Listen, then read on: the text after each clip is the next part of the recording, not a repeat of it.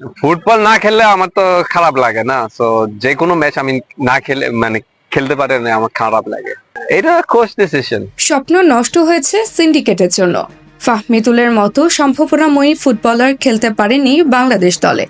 এরই মধ্যে হাজির হচ্ছেন সমিত সোম। হামজা তো আগ থেকেই আছেন। সিঙ্গাপুরের বিপক্ষে মাঠে নামবেন হামজা সোম, কিন্তু মাঠে নামতে পারবেন না ফাহমিদুল। তাই প্রশ্ন উঠছে, কাবরেরার আমলে কখনোই কি এই ত্রয়ী একসঙ্গে মাঠে নামতে পারবেন?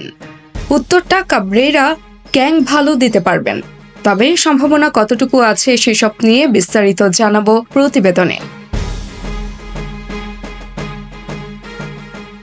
সামনে অজস্র সুযোগ, যে আসবে তাকেই খেলানো হবে বাংলাদেশের জার্সিতে। প্রবাসী ফুটবলারদের দেয়া হয়েছে এমন নিমন্ত্রণ, সেই ডাক শুনে এসেছেন হামজা চৌধুরী, মিলেছে রাজসিক অভ্যর্থনা। তা দেখে ইতালিতে বড় হওয়া ফাহমিদুলও হাত বাড়িয়েছেন বাংলাদেশ ফুটবলের দিকে। বয়স আর অভিজ্ঞতার দোহাই দিয়ে সেই হাত ছাড়িয়ে নিয়েছেন হাভিয়ার কাবরেরা। তৈরি করেছেন সিন্ডিকেট, আর সেই সিন্ডিকেটের কারণেই ফাহমিদুল খেলতে পারেননি।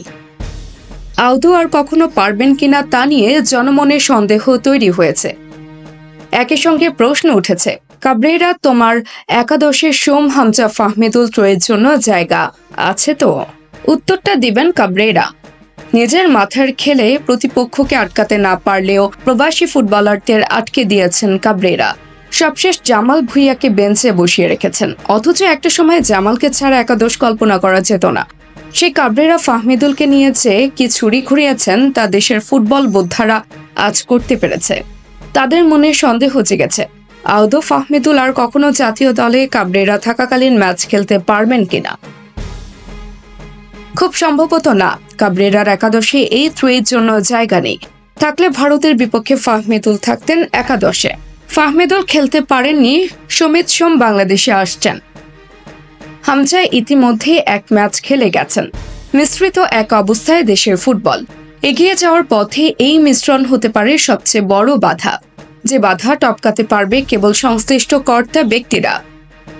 সমিতকে যেমন অভিজ্ঞতার খাতিরে সুযোগ করে দেয়া হচ্ছে, হামজাকে যেমন প্রিমিয়ার লিগের কল্যাণে ডেকে নিয়ে ম্যাচ খেলা হয়েছে, তেমনি ফাহমিদুলকে তারুণ্যের খাতিরে ডেকে নিয়ে সুযোগ তৈরি করে দলের আক্রমণ ভাগ সচল রাখা দরকার। কাবরেরার শুভ বুদ্ধির উদয় আদৌ হবে কিনা কে জানে। তবে এমনটা হলে বেশ ভালোই হতো। দলের আবহ বদলে যেত। দক্ষিণ এশিয়ায় নিজেদের আধিপত্য বিস্তার করতে পারত বাংলাদেশ দল। তাবাসসুম হক, আনিকা, টিম স্পোর্টস।